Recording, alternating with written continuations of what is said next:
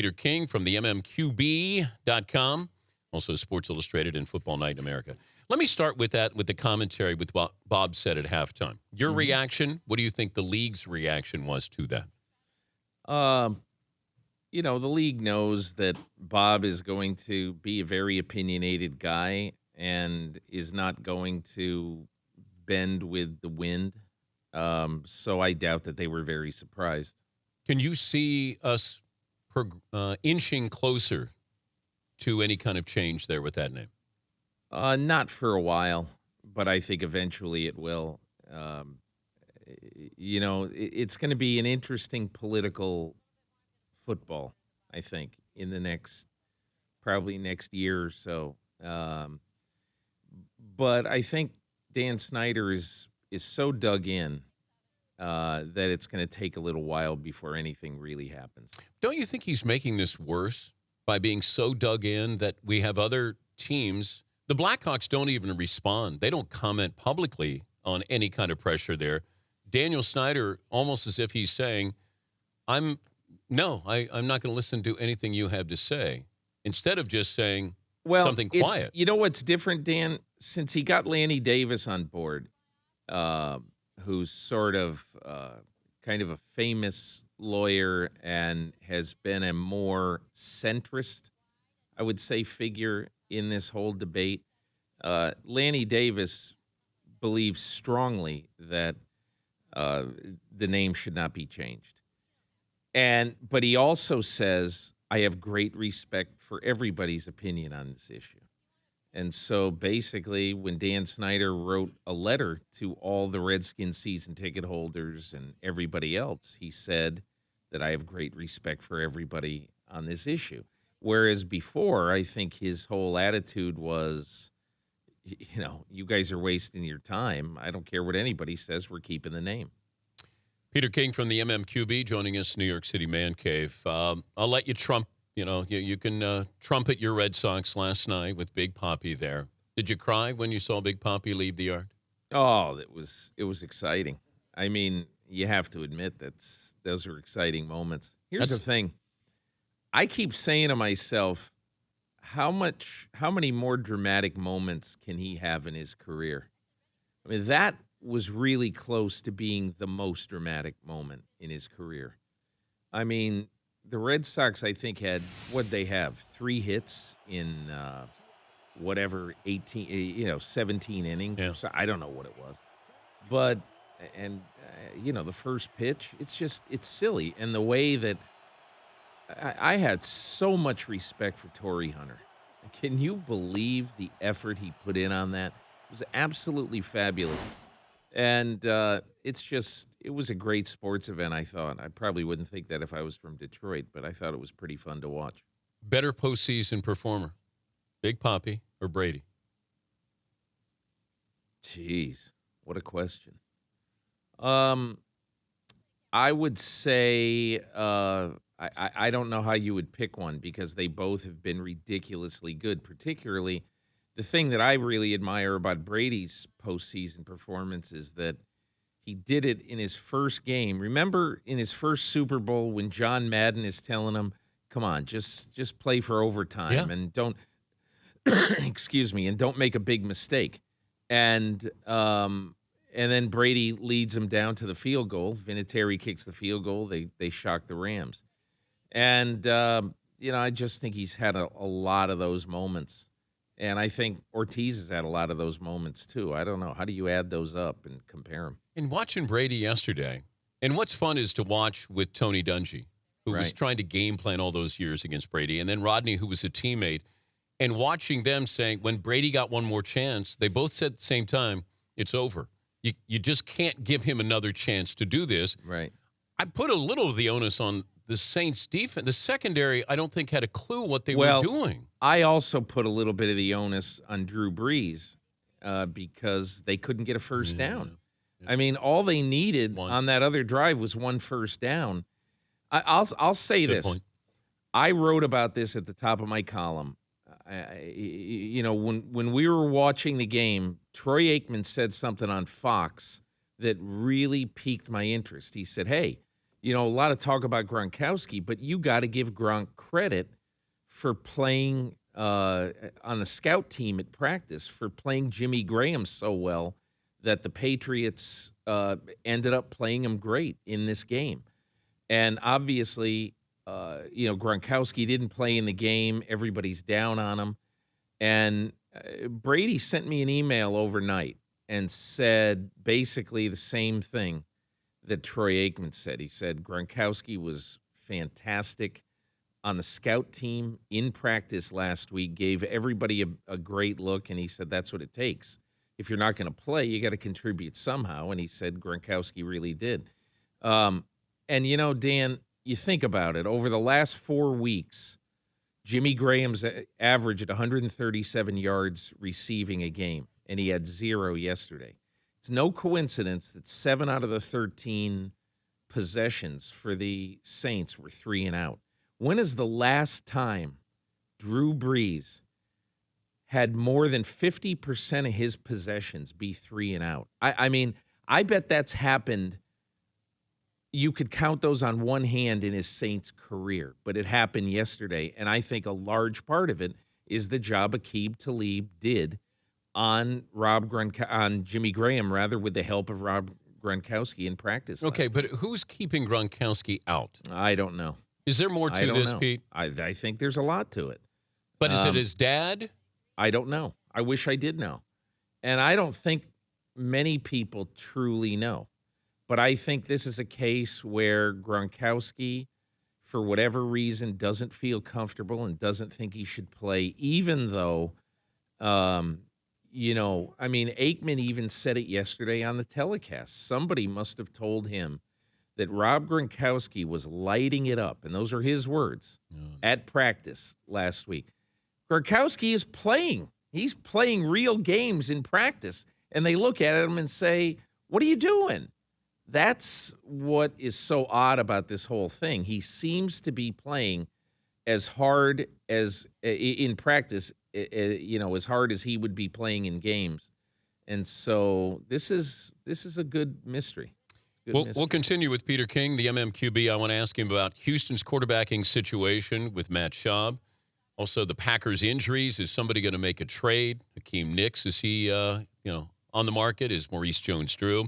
Also, you had the report yesterday about Marcus Mariota. If there were a draft today, he might be the number 1 overall pick. I had a couple of things to talk about. The Houston situation with Matt Schaub.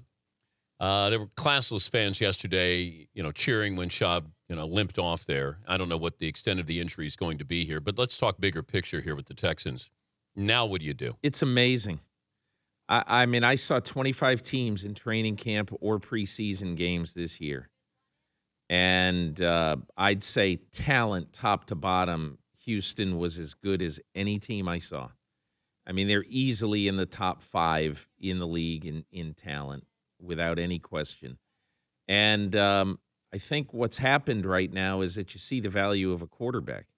You see what Tom Brady is getting out of the Patriots, and you see what Matt Schaub is getting out of the Houston Texans. I think, Dan, that the rest of this year, I'm not saying that it's too late for Houston. They lost by 25 points at home to St. Louis. To St. Louis. I know. And I think St. Louis is okay, but they're 500-ish. And, they lost by 25 points at home. And, for everybody who's dying to let's get Yates in the game and all that stuff, you saw what happens when you get Yates in the game. So, I look, they've got to try to salvage this thing with Schaub. But if he doesn't turn it around, first of all, he could cost Gary Kubiak his job without any question. John McClain, the respected writer for Houston, said last night that if there's many more embarrassing performances like that, there's not going to be any question there's going to be a change. So, but there's so many good players on that team that I just would be really surprised if this lasts the year. Eagles situation with Vic out, Foles plays about a perfect game. Is there any room there for Foles now becoming the starting quarterback? Or well, is it let's Vic's see what job? happens this Sunday. It sounded like Vic over the weekend was saying he might be out for a little while. he said on Saturday that it's going to be, quote, a long road, end quote. I think he said that to CSN Philadelphia. But if he's saying it's going to be a long road, let's try to figure out what that means. I don't think it means one game. And Nick Foles threw for 3, ran for 1, played really well. And, I look at Foles, and I think that everything about Nick Foles says I can play quarterback in any system. He can't run around a lot, but I do think he can play in that system. Chip Kelly likes him. Everybody is misjudging Chip Kelly and saying that he's got to have a mobile quarterback. Yeah, he doesn't. Yeah. He can have any quarterback. Yeah, it's a number of plays that he wants to squeeze off here. Yeah. The Packers' injuries, Cobb, you also had James Jones. Any chance you could see the Packers in the mix for these wide receivers that are in contract years? Ted Thompson just doesn't do stuff like that. I mean, you've seen it very often in the last few years. Like this offseason, even though it turns out it wouldn't have been a great play for him to go get Steven Jackson. They could have had Steven Jackson at a very affordable price. And Ted Thompson just said, well, we'll be fine. We'll get him in the draft. And he got a good guy in the draft, at least one good guy. So I think he just believes in the way they operate there, and I don't see them going to get a receiver. Okay. Hakeem Nicks, Emmanuel Sanders. Hakeem Nicks should go. There's no reason for him to play out his last 10 games as a New York Giant. In my opinion, if Jerry Reese can get a 5 for him that can turn into something better depending on his performance down the stretch, I would certainly take it. But Jerry Reese also doesn't have a great track record for trading during the season. But he did go out and get John Beeson, and Beeson had a terrific game on Thursday night. Nobody else on the Giants did, but he did. What about Maurice Jones-Drew? Can you see? I could see somebody going to get him. I mean, Florio raised a great point. He's absolutely right. If you're the San Diego Chargers, even though the division is galloping away right now, I mean, there's 2 6-0 teams in football, 2 undefeated teams in football, and they're both in the AFC West. If San Diego, loses more than 1 or 2 more games here in the next month, or before the trading deadline, obviously, if they lose 1 more, I'd question whether I'd give anything away in the draft next year. And the one thing I would say, Tom Telesco is a Bill Polian disciple, so he guards draft picks like gold. So I'd be a little surprised if they did it, especially because I think most people think that you can get anybody to play running back. You mentioned yesterday on Football Night in America, Marcus Mariota of Oregon. I wish I could pronounce his name. Well, it's every time I pronounce his name, it's wrong. It's Mariota. So it's Marcus Mariota. Yeah, Marcus Mariota. Yeah. Here's the thing that I'm starting to hear, especially because it isn't that Teddy Bridgewater isn't playing well. He is. But I think Marcus Mariota is a revelation to a lot of people in the NFL who are seeing him basically for the first time. Because, look, he's a redshirt sophomore. He's in his 3rd year at Oregon, if I'm not mistaken. I think that's right. Yeah. So if he's a redshirt sophomore, that means he's eligible for the draft. This is the first year he'd be eligible for the draft.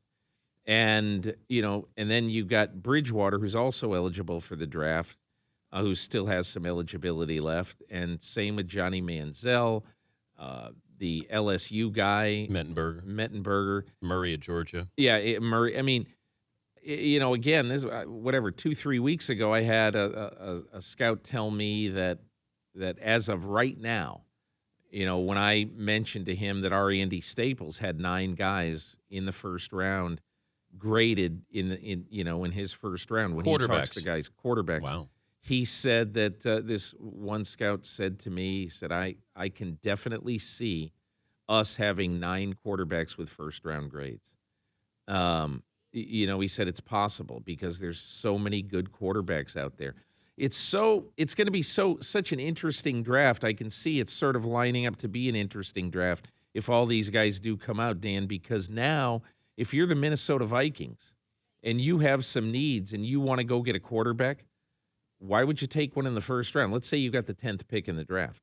Why would you take one in the first round? You know that at 42, there's still going to be 3 or 4 good quarterbacks left.